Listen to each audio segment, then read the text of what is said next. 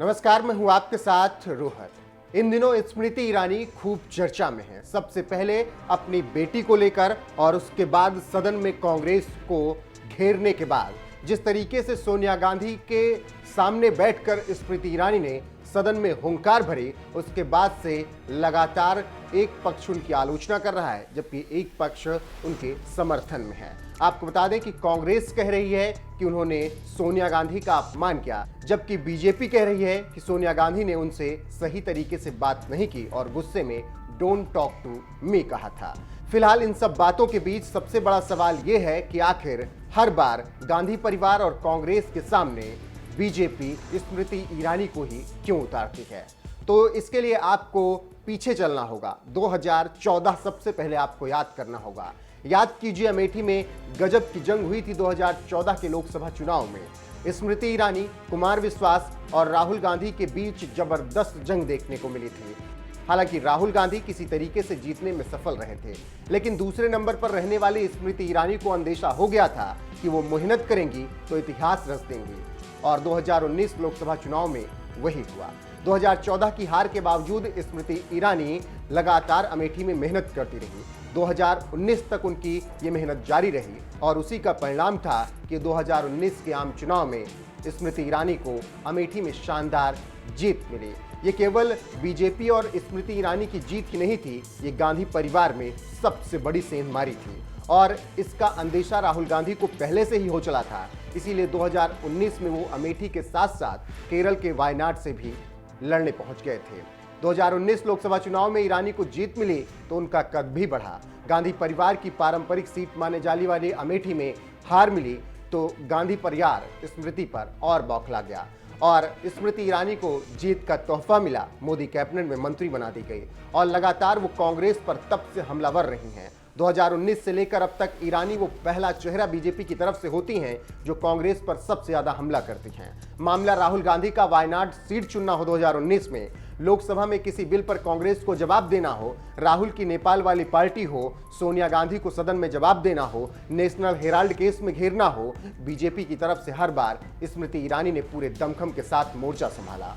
और अब एक बार फिर से अधीर रंजन चौधरी के बयान पर जब जवाब देने की बारी आई तो ईरानी ही सदन में खड़ी होकर हुंकार भरती नजर आई, जिसके बाद सबसे बड़ा सवाल यही उठता है कि आखिर क्यों बार बार स्मृति ईरानी ही कांग्रेस के रास्ते का कांटा बनती हैं।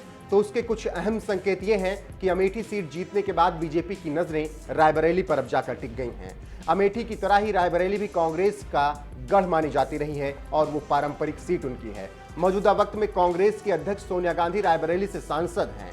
कांग्रेस जब ईरानी की काबिलियत पर सवाल उठाती है तो बीजेपी जिक्र छेड़ देती है अमेठी का और तब कांग्रेस बैकफुट पर आ जाती है। तो फिलहाल 2024 में रायबरेली से सोनिया गांधी को हराना बीजेपी का सबसे बड़ा मकसद है। इसीलिए उनके पड़ोसी अमेठी से सांसद स्मृति ईरानी हर बार हमलावर रहती हैं कांग्रेस पर। अमेठी रायबरेली पड़ोसी जिले हैं तो ईरानी का प्रभाव और ज्यादा बढ़ता है कांग्रेस पर जब वो हमला करती हैं और इन्हीं सब चीजों को लेकर बीजेपी 2024 में रायबरेली में कैंपेन करेगी। यही कुछ अहम कारण है जिससे समझ आता है कि ईरानी को क्यों कांग्रेस के सामने लाया जाता है। फिलहाल स्मृति ईरानी के चर्चे इस वक्त हर तरफ हैं। सदन में जिस जोरदार तरीके से उन्होंने कांग्रेस पर हमला बोला, जिसके बाद कांग्रेस अध्यक्ष सोनिया गांधी का सब्र भी टूट गया, वो भी दर्शाता है कि कांग्रेस के पास स्मृति ईरानी का जवाब नहीं है। और 2019 से जो स्मृति ईरानी कांग्रेस पर हमलावर हुई तो अभी तक वो रुकी नहीं है। बहरहाल सदन के अंदर से सुनिए स्मृति ईरानी का कांग्रेस पर हल्ला बोल। अध्यक्ष जी, आज इस सदन में कांग्रेस के एक ऐसा नेता विराजमान है जिन्होंने राष्ट्र के सर्वोच्च संवैधानिक पद पर विराजित द्रौपदी मुर्मू जी का सदन के नेता होने के नाते सड़क पर जाकर अपमान किया। इस राष्ट्र का ये गौरव है कि आदरणीय नरेंद्र भाई मोदी ने 75 साल की आजादी में पहली बार एक गरीब आदिवासी महिला को राष्ट्रपति पद का उम्मीदवार बनाया। राष्ट्रपति पद का उम्मीदवार बनते ही द्रौपदी मुर्मू कांग्रेस पार्टी की घृणा का केंद्र बनी। कांग्रेस के पुरुष नेताओं ने द्रौपदी मुर्मू को कठपुतली कहा।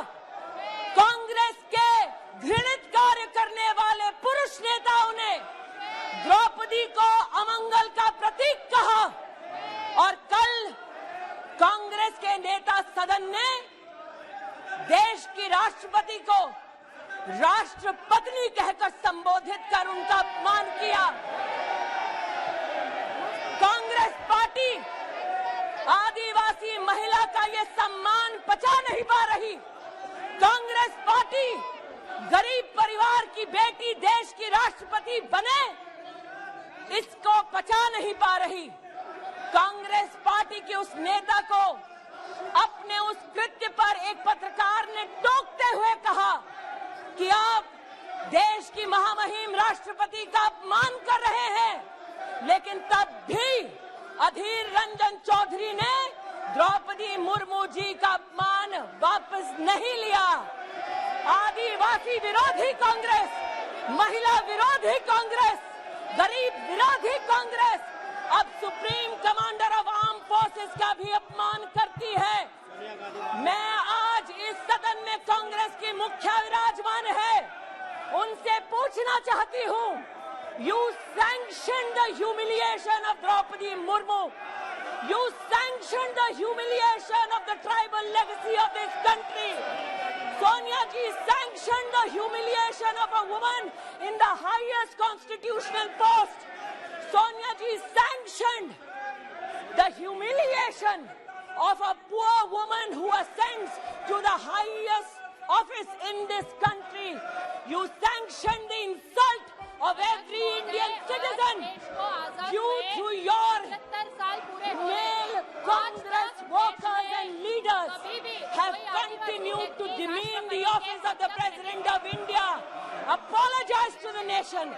माफी मांगो इस देश से, माफी मांगो सोनिया गांधी आदिवासियों से, माफी मांगो औरतों से, माफी मांगो गरीब से, माफी मांगो और शर्म करो। जिस औरत ने पंचायत से लेकर पार्लियामेंट तक सम्मान के साथ इस देश की सेवा की, तुम्हारे पुरुष नेता सड़क पर उसका अपमान करते हैं। माफी मांगो सोनिया गांधी इस देश से, इस देश के आदिवासियों से, इस देश के गरीबों से, इस देश की औरतों से माफी मांगो। देश की राष्ट्रपति को इस प्रकार से अपमानित करना नेता सदन द्वारा, अध्यक्ष महोदय, मूल्य विहीन, संस्कार विहीन राजनीति का प्रतीक है। सड़क पर और संसद पर आज 12 बजे तक के लिए स्थगित की जाती है।